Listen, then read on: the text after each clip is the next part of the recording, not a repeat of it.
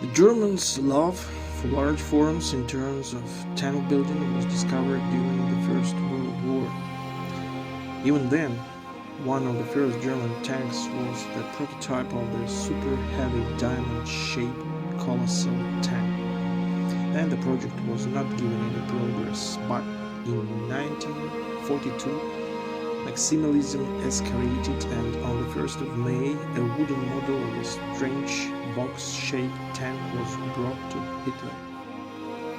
All those close to him happily supported the concept of the tank. As a result, Adolf Hitler ordered to assemble the first full-size prototype.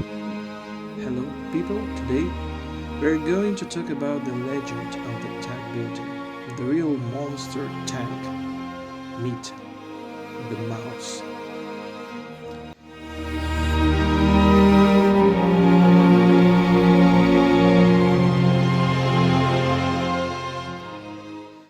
The history of the Panzerkampfwagen 8, known as the Mouse tank, is a testament to the grandiose ambitions and technological feats pursued by Nazi Germany during World War II.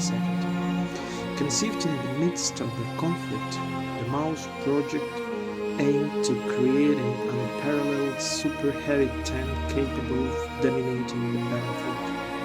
However, its development and ultimate fate reflect the complexities and challenges of war and military innovation. The origins of the Mouse can be traced back to the early 1940s, when German military strategists led by Adolf Hitler's vision of a formidable armored force sought to design and produce a tank that would surpass anything in existence. The task fell to Ferdinand Porsche, the renowned automotive engineer credited with creating the iconic Volkswagen Beetle and later involved in the design of heavy tanks such as the Tiger and Tiger II, real masterpieces of German engineering. Porsche's team embarked on the ambitious endeavor of crafting a monster tank that would possess unmatched firepower and armor protection. The result was the Panzerkampfwagen 8 Maus, a colossus among armored vehicles. Weighing 188 tons, the Maus stood as one of the heaviest tanks ever built, dwarfing even its contemporaries like the second Tiger.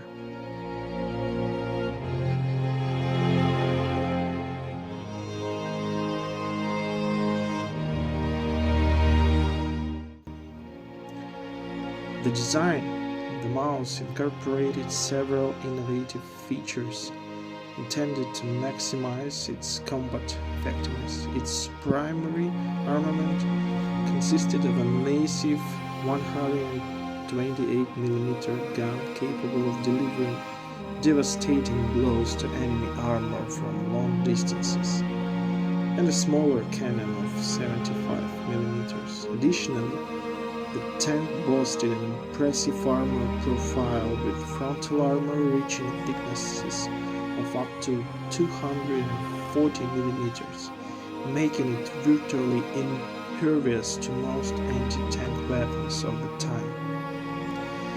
Construction of the Maus prototypes began in 1943, with the first prototype completed by the end of the year. Initial tests revealed the tank's formidable capabilities, but also exposed significant challenges. The sheer size and weight of the Maus presented the logistical hurdles, as transportation and maneuverability proved to be difficult tasks. Very, very, very difficult. Furthermore, the tank's high fuel consumption and complex mechanical systems strained available resources, worsening the already dire situation facing Nazi Germany as the war progressed. Despite these difficulties, Hitler remained committed to the Maus project, viewing it as a symbol of German engineering genius and military might.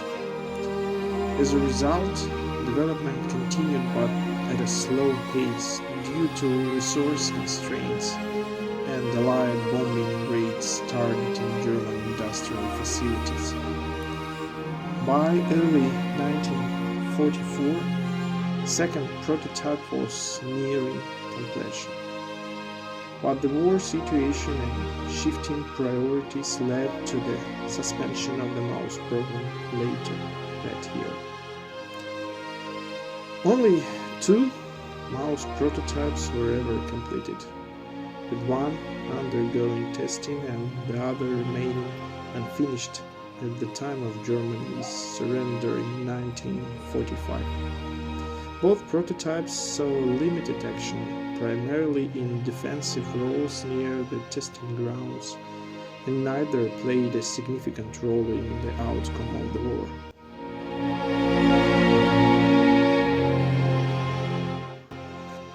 Following the end of the World War II, the surviving Maus prototypes fell into the hands of the Allies, who thoroughly examined them for insights into German armored technology. The Soviet Union in particular acquired the prototypes and transported them to the Soviet Union for further evaluation. Despite considering various options for the Maus, including potential modifications and even deployment, the Soviets ultimately decided against pursuing the tank, citing its impracticality and the advent of new anti-tank technologies. Today, the 2 Maus prototypes serve as museum pieces, preserved as relics of bygone era of military innovation and excess.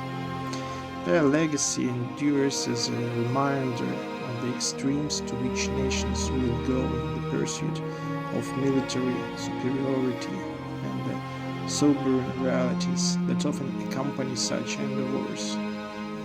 While the Maus tank may not have lived up to its lofty expectations on the battlefield, its place in history as a technological marvel and symbol of wartime ambition remains secure. Just look at it. It's simply beautiful.